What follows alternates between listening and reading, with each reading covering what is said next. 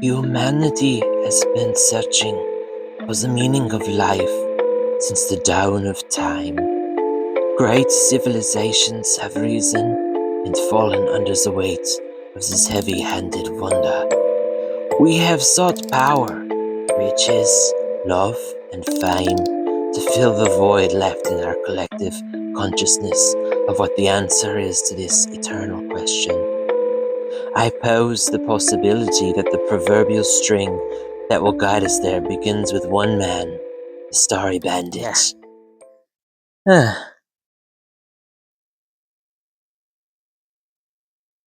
Bandit, what drives you? What drives me? I mean, I just eat, drink, and breathe comics. Sure, there's my family and my health, Dave Matthews Band, of course. But when it really comes down to it, I just love comic books. Evidently, he is a very simple man with simple wants. This simpleton surrounds himself with paper covered in ink, the epitome of the intersection of root capitalism and unique artistic expression to make himself feel whole, constantly balancing on the precipice of complete financial ruin, yet content. What is your most cherished comic book? Oh gosh, that's like me having to pick which is my favorite kid.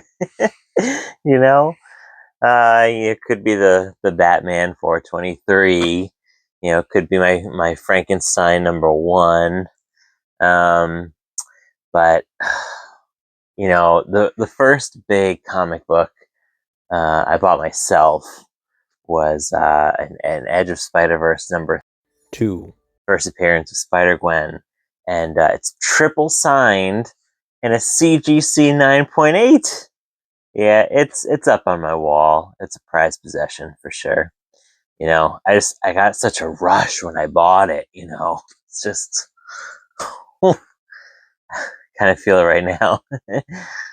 Like a proud papa, chronicling his child's most recent youth sports feats, the Starry Bandit continued to answer this question for the next 35 minutes.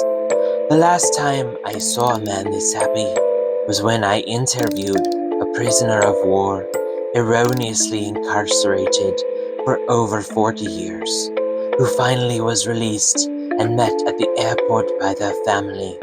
This moment was only second to the man still talking in front of me. What do you want others to learn from you and your journey?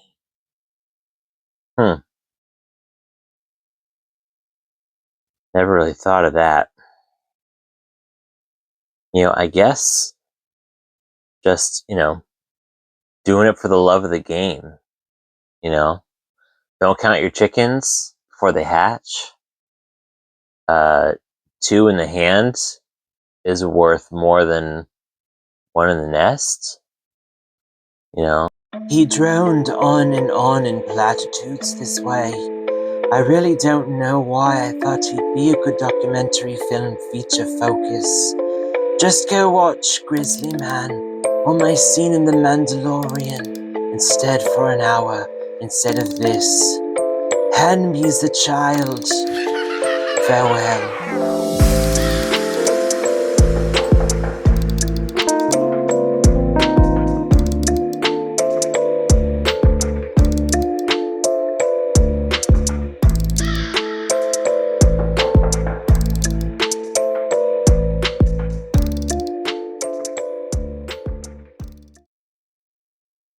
Welcome, friends. This is week 27 of Starry Bandit Comics' top 3 new comic book covers of the week. That's right, 27 weeks. Now, first, before we get into the comics, I want to tell you, you have to come down to New England Comic and Toy Convention this Sunday, okay? That is the 13th of April. It's from 10 to 3. You got to come. Clarion Inn, North Haven, Connecticut. It's going to be a great show. $5 for adults, free for kids 12 and under. No excuses. You got to be there. All right. First, let's get into, we have 2 honorable mentions today. Both are more because they're consequential comics more than necessarily the covers, even though they're good covers as well. The first is one I'm very excited to read. This is Daredevil, Cold Day in Hell #1 from Charles Soule and Steve McNiven, both of whom will be at Terrificon, by the way. Great cover. Another iconic looking cover that we'll remember. And it's an older Matt Murdock, kind of little Dark Knight Returns, so from what I hear. So I'm excited to read that one. Next, All New Venom, #5. Now this cover, which is the foreshadowing, reveal-ish type cover, this is from Martin Kokolo and Jesus Abortov. There's a cover where you see behind this flower. Don't want to spoil it if you don't know already, but that had a lot of attention this week, so I figured I'd just mention it. Next, we have the top 3 new comic book covers of the week. First, we have #3. You see that? No. Okay. #3. Are you ready for this one? It's pretty wild. This is Vampirella #1, 2025. This is the Mark Spears variant. And yes, it is Vampirella holding a chain for 2 wolfmen. Man, I really gotta figure out these reflections, huh? But it is a wild cover. Yeah. Pretty interesting.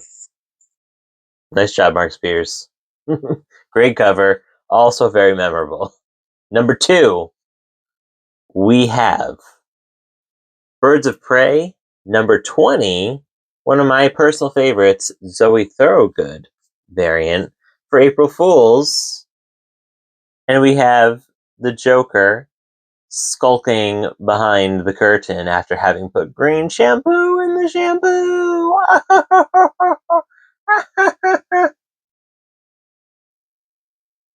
Great cover. Zoe, she always brings it.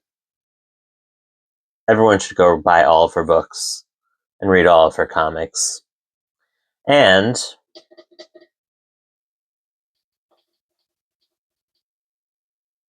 the #1 comic book cover of the week. This goes to a newcomer. This is Poison Ivy #32. I know what you're thinking. No, it's not Jenny Frison. This is an artist by the name of Kyu Young Eom.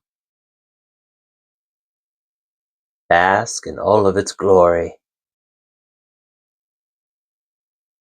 I mean, this is an incredible cover. A very different style from our girl Jenny. I mean, look, this is like, she's got these like zombified, gardenified men on the bottom. Just a beautiful cover.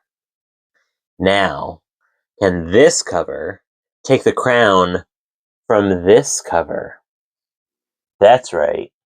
Peach Momoko, Daredevil, Unleash Hell, #3 as the crown. As always, we go to our live studio audience to determine who will win the crown. First, the newcomer. Oh man, that thing is incredible! I don't know, I might take the crown, I don't know, I'm not sure. Oh boy, let's see. Here's Peach Momoko. Daredevil Unleash Hell #3. Oh, it's such a great cover. I love that one. I don't know, it's so hard, but I think it's gonna be Poison Ivy. Oh! Poison Ivy takes the crown. A Poison Ivy comic has had the crown for like a lot of the weeks, let's be honest, but with good reason. Anyway, thank you everybody. I hope to see you this Sunday at the show. All right. I probably am not going to do a Whatnot sale this week, unless I'm doing it live from the show, which is possible. But thank you for watching, and I hope you have a great week. See you next time.